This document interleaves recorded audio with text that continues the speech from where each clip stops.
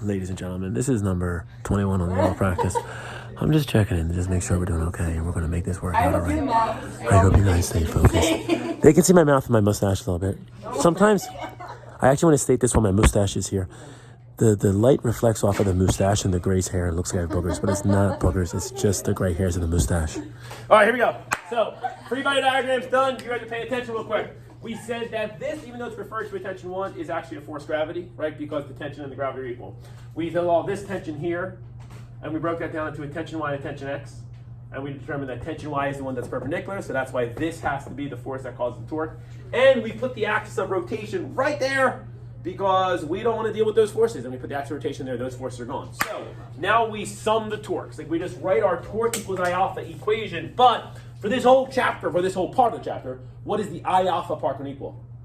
0. So really all we got to say is the torque that tries to make it spin this way is equal to the torque that tries to make it spin the other way. These two torques try to make it spin in opposite directions around that point. So let's start with this torque, the easy one, all right? This torque, like if I were to write right now, force gravity, is that a torque? Yes. No. Force gravity is not a torque. What is force gravity? It's a force. What makes it a torque? Multiply distance from the axis of rotation. How far is this force gravity all the way here to the axis of rotation? It's L, right? It's like L away. So force gravity times L is that torque. If this is an equilibrium, that torque has to be equal to the torque trying to make it go the other way, right? There's only two torques. When I said, do they make it spin the same way or the opposite way? If there's only two torques, why does the answer have to be they try to spin it opposite ways?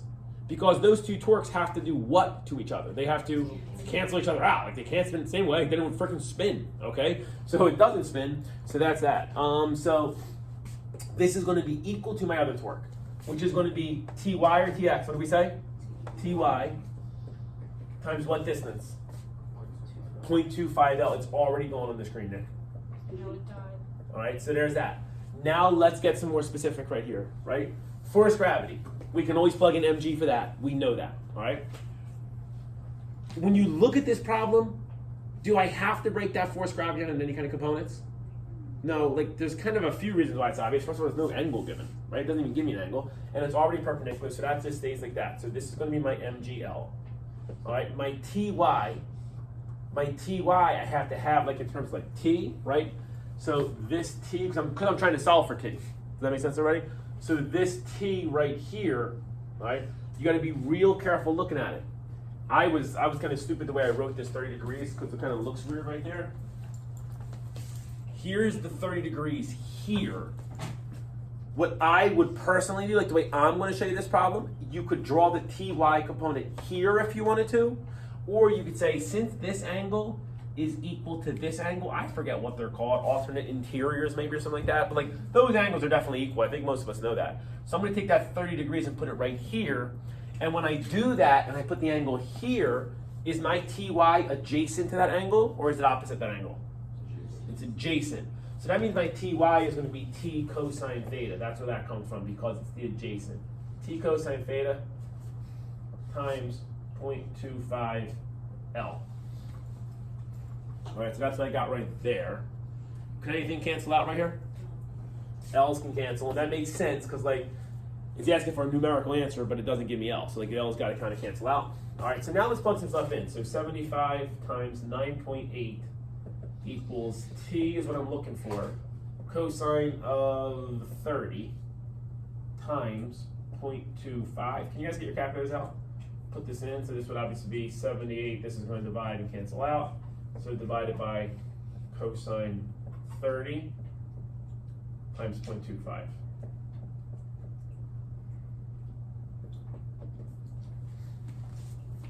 Oh, and this is the answer that is given. It's like 2.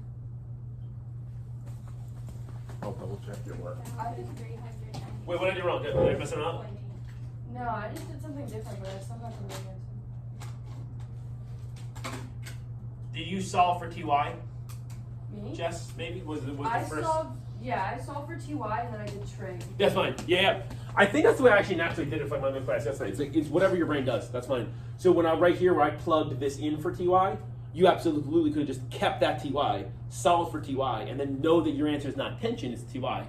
And then just do the trig there. That's totally fine, okay? So this is 3,394.8 newtons. This is the part of the problem that I care about, right? That part of the problem right there, you'll probably see something like that on your test, right? The next part, I don't really know for sure. I'm going to say I'm going to put some on your test. So now it's saying that I got to solve for the forces right here, all right, where I have that orange dot. So that means that, well, there's two options here. What is your first thought? Jordan, go ahead. What's your first thought? Well, maybe if there's the component of tension going that way, the wall would give off an equal force going up. 100%. Yeah, let's just go back to the basics. Like I was going to say was, some of you might think to say, well, Mr. Law, what if we move the axis of rotation? You can move the axis of rotation. You can do that. You can move the axis of rotation to another point right here, for example, and then you could write a torque equation. But that torque equation is not going to be enough because at this point where this force acts, all right, I'm going to kind of redraw that for a minute underneath and just look at that one point. So at this point right here, we have a force that comes like out, right? I don't know if it goes up or down. Let's say it goes up and we have this force like that. Then we have an x component, so we need this force x, and we have a y component. And the only way for me to get that force is to get the x component and get the y component, because I can't ever get an answer just in 2 dimensions. I get the x component, the y component, then I put it and combine it for 2 dimensions. So because of that, even if I move the axis of rotation and wrote a torque equation right here, it wouldn't be enough because that would be one equation, and how many unknowns do I have? I have 2, so that's not going to account for the fx at all. It's only going to give me the torques from Fy. So with that being said, whenever it asks this standard question of now it goes to the wall and says one of those forces, just write an equation in the x, right? In the x direction, well first, in the x direction, because it's in equilibrium, the forces left have to equal the forces right. So when you look at this picture right now, and my picture is kind of tough here because it got jumbled, this tension x goes what direction? Goes to the left. Is there any other force that clearly goes to the left? There's not, because force gravity is vertical, Ty is like that. So tension x goes to the left, which means there has to be a force coming out of the wall that goes what way? To the right. There just has to be, and it has to be equal to it. So this is going to be this force x of the wall. So that statement there has to be true, right? I can go through that, I can solve for that. Then I'm going to do it right here in the y direction. I'm going to kind of erase part of this picture for a minute so I have room, right? Oh, I just erased the force that I needed though. That's right. All right. In the y direction, what is the statement? Like I did this. What's the statement that has to be true in the y direction if it's in equilibrium? Up has to equal down, right? So my force is up, have to equal my forces down. So now I say to myself, all right, well, what forces go up? What force definitely goes up? Ty definitely goes up. And then based on the way I drew it, oh, and I erased that picture. When I drew it, I had a force coming out of the wall like this that I called F, going up. I assumed it went up. So if that's the case, what other force would I put there that say it goes up? This, not force X, but that force Y. Does that make sense to you guys, right? And that one I'm taking a guess on. I'm going to show you something like that. I actually kind of purposely made a mistake. But it's not a mistake. You would not know which way that goes, all right? And then my force that goes down is force gravity, so I know this has to be true. So now I just kind of plug in from here. So my tension X is going to be that tension. I'm sorry, no, tension X is what I'm trying to solve for. Oh my gosh, I'm so sorry. Tension X I know. So tension X, you got to look at this picture here. And again, now this is weird, all right? And for the people on the camera, it's going to struggle for you to see it, all right? This is where I had the angle, or this is where I had the angle. So now it's better to look at this angle because I can see really clear that tension X is here, and this is the angle, and it's opposite of that. Does that make sense to you guys? So like I know it's going to be sine right here for that tension. So this tension X is going to be tension sine of theta equals Fx, and I can plug that in right here where my tension is 3,394.8 sine of 30 equals Fx. I want you guys to put that in the calculator for me. All right, that can still be seen on the camera. Hey, Donovan, can you hit this row of lights for me real quick? I'm going to get rid of this glare real quick that the kids are saying on the camera. Yeah, can you guys still see in the class all right? Enough? Okay. I can even put on the outside lights, it won't have a glare, I don't think. But you can see okay? All right, so there's that. What is that answer for fx? Let me have it. 1697.4. Say that one more time. 1697.4. Perfect. All right, so that's my force x. And then my force y, I'm looking for Fy. So that means that Fy will be force gravity minus Ty. Just bring that over, right?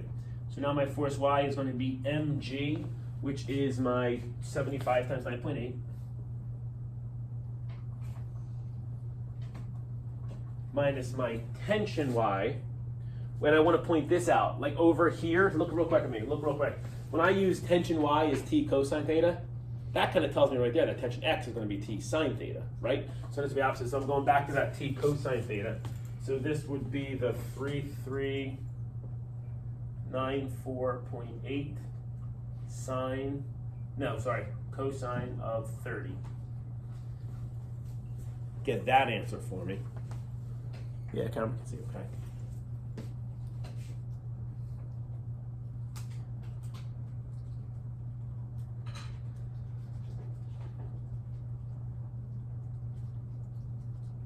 Should come out negative.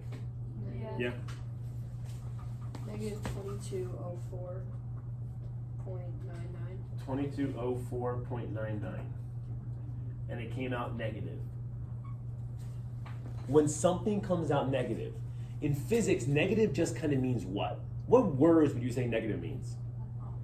Not necessarily left, but that's a good start. Not necessarily left, too specific. Not necessarily down. So, opposite way.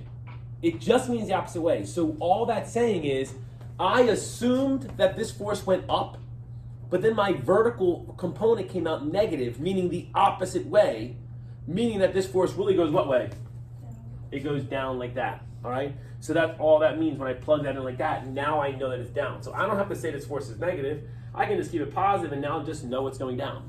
So now when I do this total force, now this is going to be, and this is how you always kind of combine forces like that. This is essentially saying I got an x component like this and a vertical component like this, right? So I need this total like this.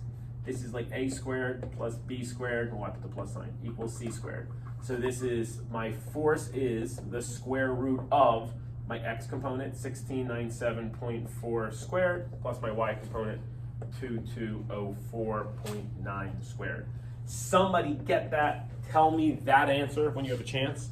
I'll have it on the camera, and that is that. Camera can see pretty much the whole board. Just have a way that you can freeze it at the end if you guys want to see it. All right, and that's that. It's getting awkward on the camera quickly. My class is currently trying to calculate the answer. I'm sorry about this delay right now. Nick's ready for the answer. Who's that? Who's Jessica's got an answer? Jessica, you got an answer? Jessica Cramley has an answer. Nick's gonna read it. They're fighting over who's gonna read it. Nick, Jessica's gonna read it. Jessica's reading it right now. I want to write it on the board. 2782.67 newtons, and then that's that final answer. I hate that problem. That's a pain in the butt. I'm not going to say I'm not going to put on the test. I'm not going to say that yet, but I don't like that. I will say I don't like that part of the problem. It's a pain in the butt. Bye, everybody. I love you.